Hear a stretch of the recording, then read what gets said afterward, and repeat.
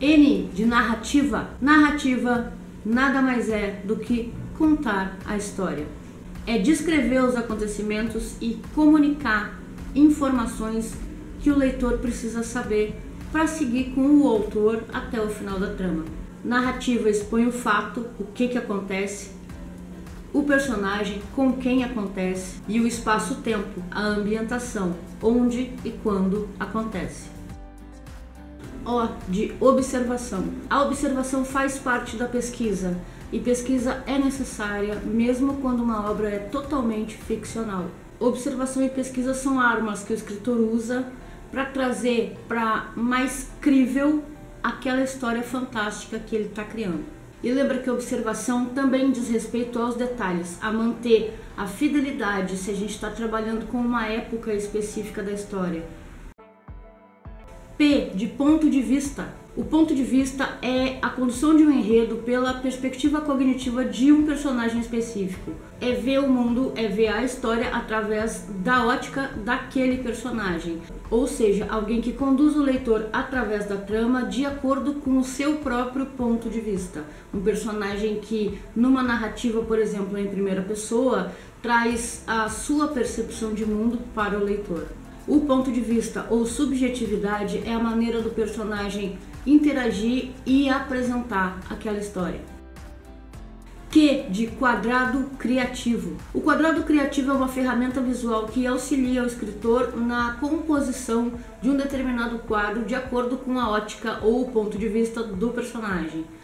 É exatamente isso, um quadrado desenhado, cortado em cruz, e em cada um dos 4 quadrantes a gente especifica os pontos de observação que tem que se mesclar de uma maneira fluida. São eles o próprio personagem, a emoção, o cenário e a situação.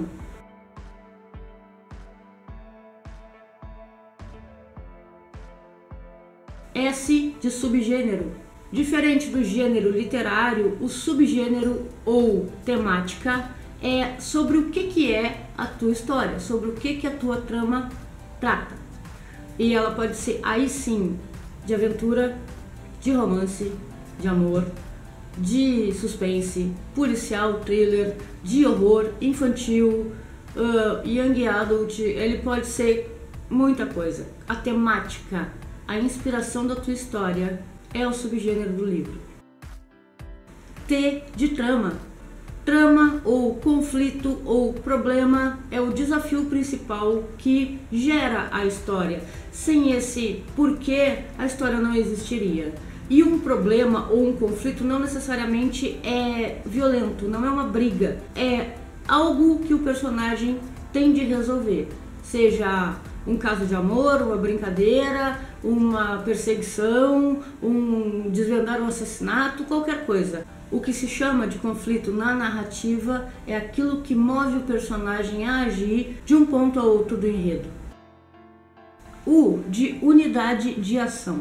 Assim como nós temos a linha de tempo permeando toda a história, começo, meio e fim, cada uma das ações, cada uma das pequenas sequências ou interferências ao longo dessa linha se chama unidade de ação. E em torno de cada uma delas pode ter um universo de subtramas e outros personagens e outros conflitos que dão dinamismo àquele enredo. V de vilões. O vilão tanto pode ser um antagonista quanto um anti-herói. Qual que é a diferença? O antagonista é aquele contraponto do herói, o ser do mal, aquele que tem as características opostas ao nosso herói, ao nosso protagonista. Enquanto que o anti-herói é aquele que atrapalha. E ele pode perfeitamente ser um amigo, ele pode estar na mesma equipe, ele pode ser alguém que até passa despercebido na história, mas que está colocado ali justamente para atrapalhar o caminho do herói. W de Weltliteratur. A Weltliteratur é um conceito que nasceu na Alemanha no comecinho do século XIX, com um importante autor chamado Goethe, que cunhou isso que a gente conhece hoje por literatura mundial. É um conceito que traz muito significado para a literatura pós-colonial, porque tem a característica de mesclar culturas. São elementos culturais de povos diferentes mesclados numa mesma obra. É um conceito que acompanhou a transição da literatura moderna para a contemporânea e que respingou aqui no nacionalismo da literatura brasileira. X de xenismo. Xenismo é a forma gráfica do abuso de estrangeirismos, ou seja, tem a ver com diálogo, com prosódia, com o jeito que o personagem fala. Quando se introduz, por exemplo, termos de outra língua dentro da fala de um personagem, isso é um xenismo e funciona muito bem numa trama de comédia.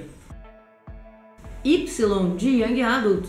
O Young Adult, ou YA, é um termo relativamente novo e diz respeito às novas formas de literatura contemporâneas. Diferente da literatura infanto-juvenil, o Young Adult traz temas mais densos para dentro do universo da juventude.